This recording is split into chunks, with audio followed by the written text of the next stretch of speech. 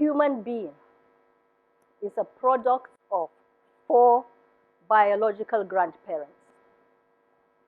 Mine are all dead now. One was Hausa, one was Fulani, one was Kanuri, and one was Yoruba. So, what is my ethnic identity? Who am I really?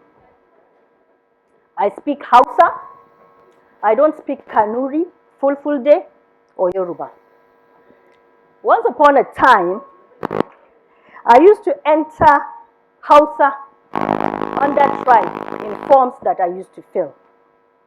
By the time the word tribe became politically incorrect, I was substituted with ethnicity. I was self-identifying as Hausa Fulani, whatever that term means. But I'm so much more than that. Maybe the next time I'm asked to fill in my ethnicity in a form, I should just write mongrel. 2 months ago, I adopted a baby.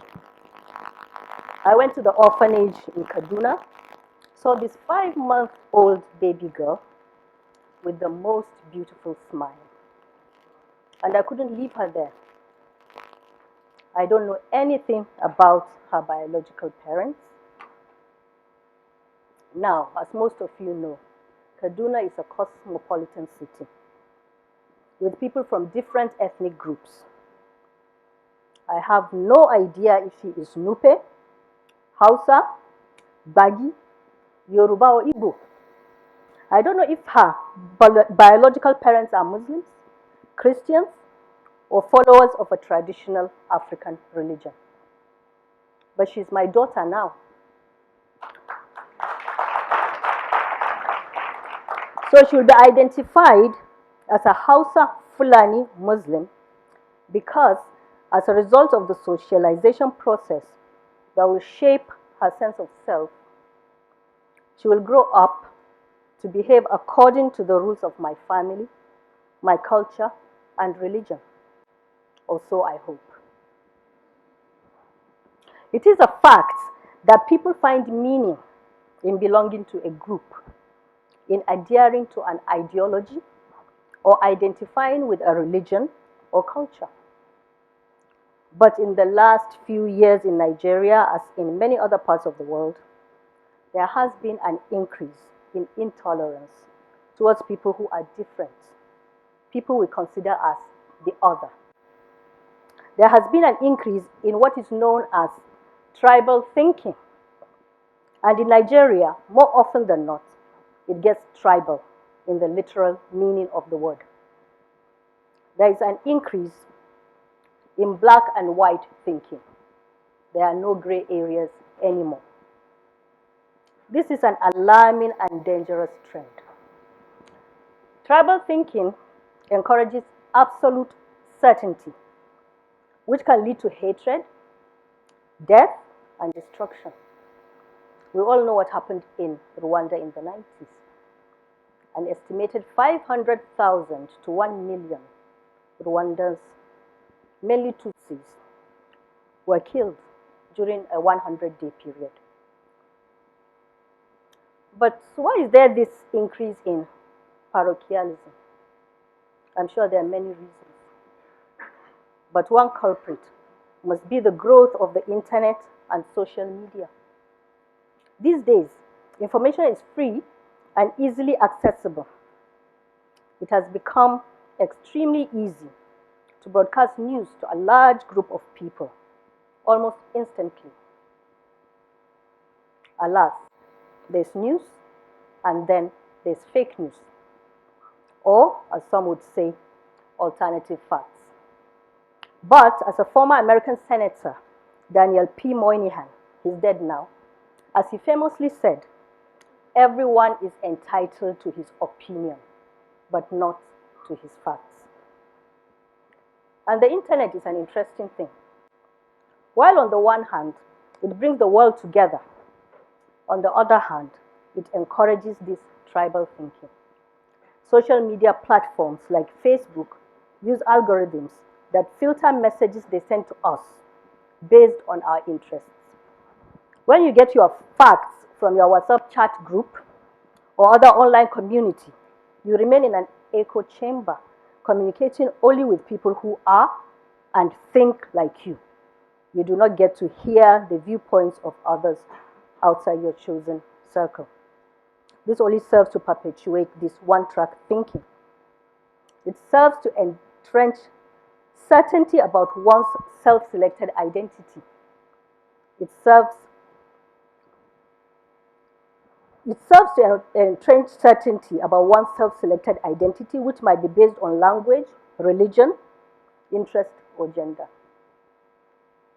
We feel comfortable in this zone. We don't want to venture out and explore. Perhaps this reluctance to come out of our comfort zone can be attributable to the fact that everyone likes to be right. It makes us feel smart, superior. No one likes to have to admit that, hey, I was wrong all this time.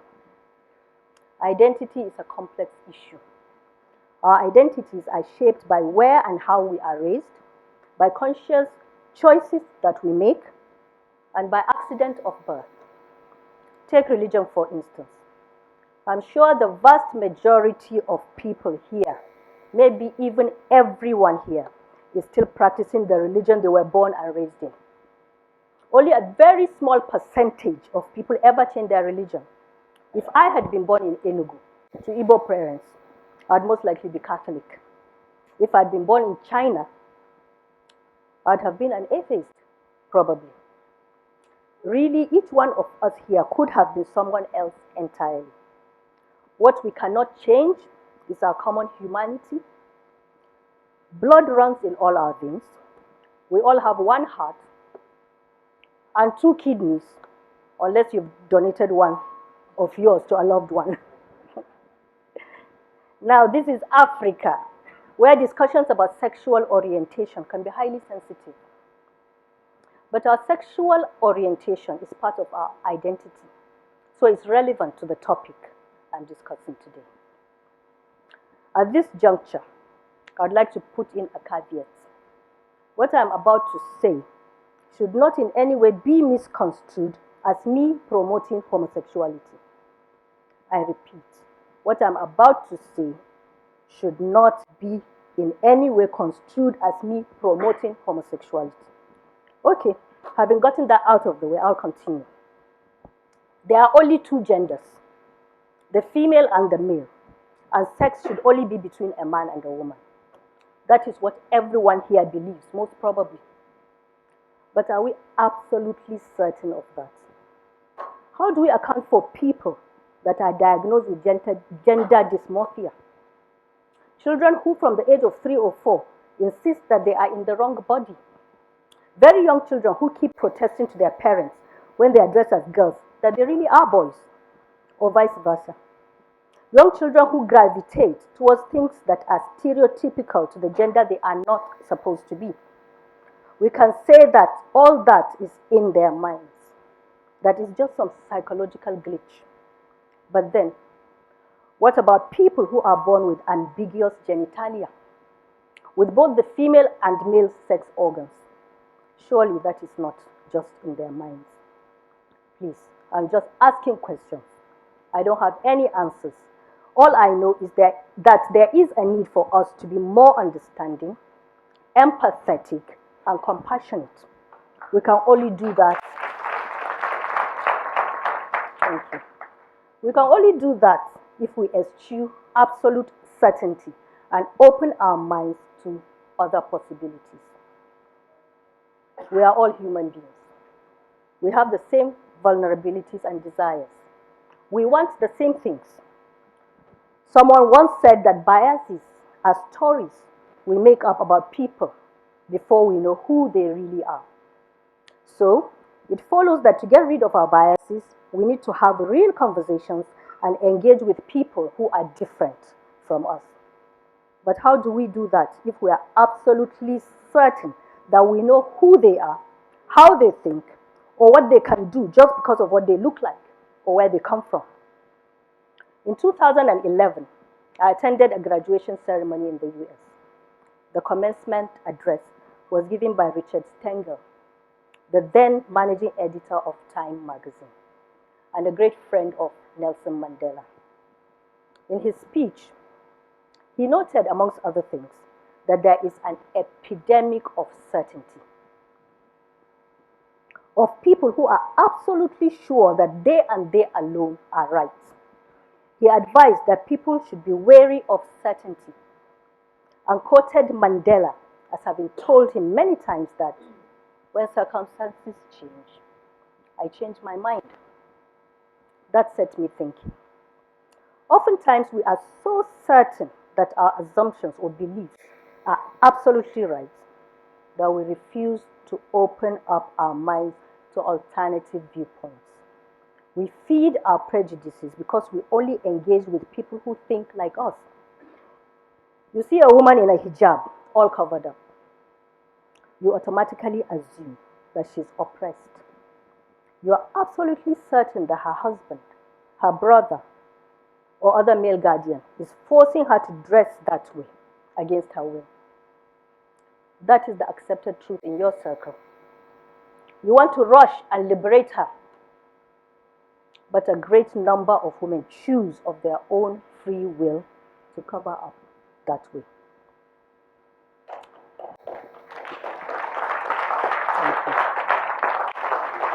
You see a woman in a short skirt and you're absolutely sure that she's a loose woman.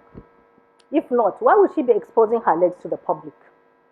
That woman may be more God-fearing than you. I was raised in Kano and Kaduna.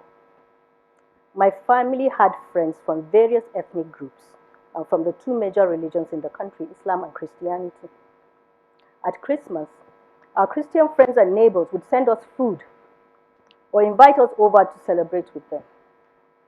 We, in turn, will share our Salah meat at Eid al-Kabir with them. The people I grew up around were tolerant and accepting of differences. It was a lovely time. Now, I'm not so naive as to think that everyone's experiences of those days were the same as mine. I'm sure that even then there were people who were close-minded, insular, even bigoted. But I don't believe that ethnic and religious intolerance has ever been as bad in Nigeria as it is today.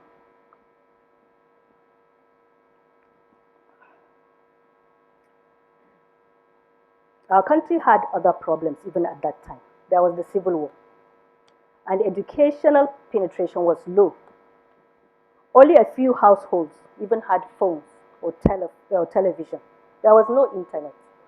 Well, I'm just giving away my age.